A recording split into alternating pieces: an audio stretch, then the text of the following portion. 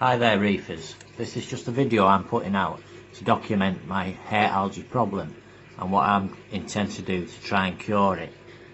As you can see, I've got hair algae on the rock, swaying in the current there. I also have it on the sand.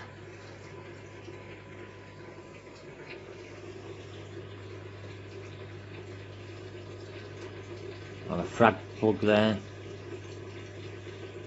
Basically all over the tank and all over the rockwork. Now nitrate and phosphate go hand in hand when tackling to control algae. High phosphate is the main cause of algae fueling and helping its growth. Also, too much phosphate can inhibit calcification in corals, and too little will starve them to death. So getting the balance right is essential for a reef tank. Now, seeing as I'm fairly new to the hobby, this is a learning curve. So first of all, I decided to test my nitrates and phosphate levels. And this is what my testing found out. My nitrate level is 5, which is perfectly within range. My phosphate levels are less than 0.02, which are also in range. And the reason for this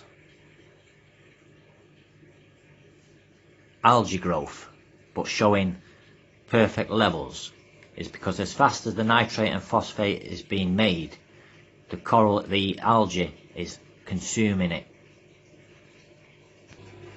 So first of all, I'll have to control my nutrients level.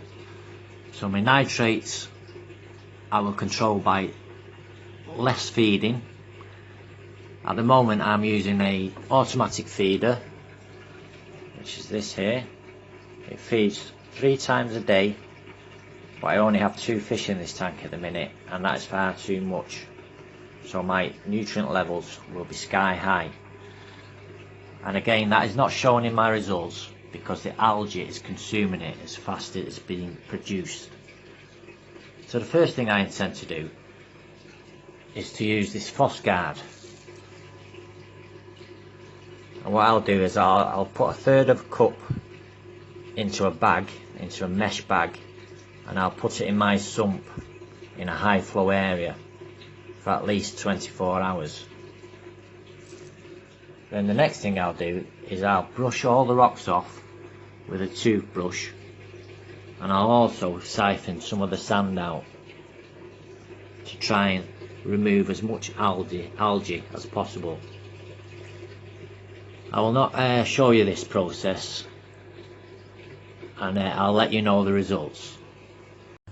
Right guys, it's been a couple of hours since I've tackled the problem of hair algae in this aquarium. Just a quick recap. What I'm going to do is I'm going to continue with this Phosguard for the next month or so in the sump. Just let that work away. And I've just cleaned the rock off with a toothbrush. It's cleaned up fairly well.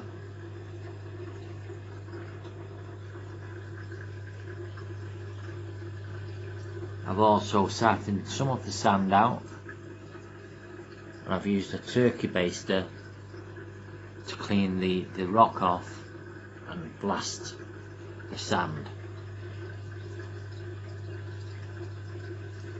I'll be doing this over the next month, as the algae took a couple of months to come into the tank. It's going to take me a couple of months to get rid of it. By turkey blasting the sand and rocks, say every couple of days, it will send the detritus up into the water column and out into the overflow down into the filter sock that I will clean every 2 days. Also, while I was waiting for the tank to clear, I've decided that the auto feeder, which is here, will only be used on manual when I'm in to feed the tank, as it feeds pellets. This will only be a weekly treat now, maybe twice a week, as I'm going to start feeding frozen food, mysis, shrimp, brine shrimp, etc. I think it'd be more beneficial to the tank. I've also decided to increase the flow.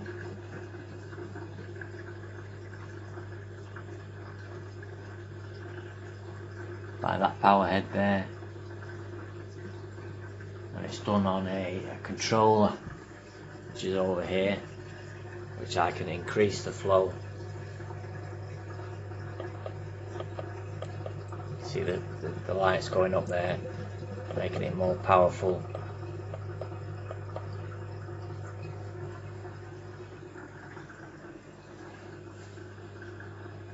See more parts in the water being moved about. So I'll just turn that down a little bit.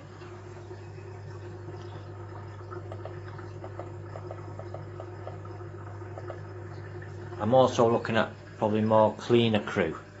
At the moment I've only got cleaner shrimp, a couple of trochus snails and Nasarius snails. In the future I'll be looking at maybe some hermit crabs. I've actually got a urchin up in the quarantine tank waiting to come into here, but he'll be there for another same month. But the only problem with the cleanup crew is if I get them now, I'll have to keep them in quarantine for 30 days. So up to now it'll be just me manually removing the algae, doing water changes. I've just done a 20 litre water change on this tank, and in my opinion it has made a huge difference already. Everything's looking a lot brighter, and I'm sure within a month you'll agree that it looks perfect. The problem I have with adding clean-up crew to this tank is I have two fish, the raw grammer that you can see just between the rock there, the purple head of it, and a Timor wrasse. Now the Timor wrasse, I'm not sure if it's actually attack shrimp, hermit crabs, so I'm going to have to research that, and hopefully in a month's time the tank will look pristine, like it's only just been set up. So with that said, reefers, this is the end of part 1. See you in part 2. Thanks for watching.